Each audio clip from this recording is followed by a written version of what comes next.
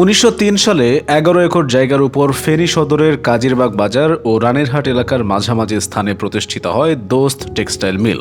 ১৯৬৫ সালে সম্প্রসারণ করে ২৩ একর জায়গা জুড়ে বৃহৎ আকারে উৎপাদনে যায় মিলটি।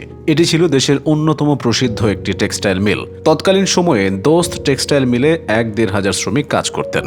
এই মিলের সহস্রাধিক কর্মকর্তা, কর্মচারী, শ্রমিক ও তাদের স্বজন পরিবারের সদস্যদের পদভারে পুরো এলাকা মুখরিত ছিল।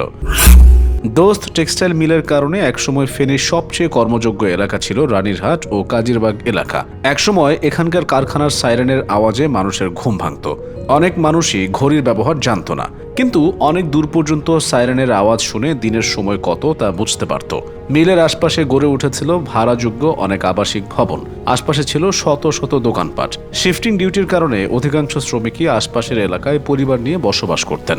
এতে করে মিলটির আশপাশে গড়ে ওঠে শত শত দোকানপাট এবং নানা রকম ব্যবসা প্রতিষ্ঠান। পাকিস্তানি শিল্পপতি দোস্ত মোহাম্মদের নামে মিলটির নাম হয় দোস্ত টেক্সটাইল মিল। স্বাধীনতা পরবর্তী সময়েও মিলটি সমানে চালু ছিল। স্বাধীনতার পর দেশের রাষ্ট্রায়ত্ত কারখানাগুলো লোকসান দিতে শুরু করলেও দোস্ত টেক্সটাইল মিলটি ছিল লাভজনক। কিন্তু ২০০০ সালের পর এটিও লোকসানের মুখে পড়তে শুরু করে। এক পর্যায়ে বিভিন্ন মেয়াদে ঠিকাদারের মাধ্যমে মিলটি চালানো হয়। ওই সময়ে ঠিকাদাররা মিলে তুলা সরবরাহ করে উৎপাদিত সুতা বিক্রি করে শ্রমিক কর্মচারীদের বেতন ভাতা পরিশোধ করতেন। এর আগে ১৯৭২ সালে বাণিজ্যিকভাবে ফেনীর দোস্ত টেক্সটাইল মিলটি জাতীয়করণ করা হয়। প্রতিষ্ঠার পর থেকে ২০০৭ সাল পর্যন্ত দেশের বিটিএমসির নিয়ন্ত্রণাধীন ৭৪টি টেক্সটাইল মিলের মধ্যে দোস্ত টেক্সটাইল মিল প্রতি বছর প্রথম বা দ্বিতীয় স্থান অর্জন করত। তবে শুধুমাত্র কাঁচামালের অভাব দেখিয়ে ২০০৮ সালের জানুয়ারিতে মিলটি বন্ধ করে দেয় কর্তৃপক্ষ।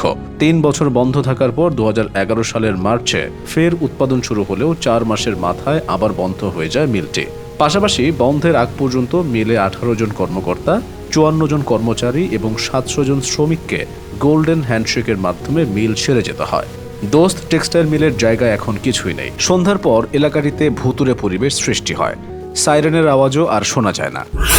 ২০০৫ সালের শেষের দিকে কর্তৃপক্ষ দোস্ত টেক্সটাইল মিলের ২১.৪৭ একর জমির মধ্যে ১২.৭১ শতক জমি ৩ ভাগে বিভক্ত করে বিক্রির সিদ্ধান্ত নিয়ে দরপত্র আহ্বান করে। সকল প্রক্রিয়া শেষে ২,৭১,৩৩,৩৩৮ টাকায় সম্পত্তি বিক্রি করে দেওয়া হয়। এরপর কারখানাটির শ্রমিক কর্মচারীরা মিলের জমি বিক্রির বিরুদ্ধে আন্দোলন শুরু করে।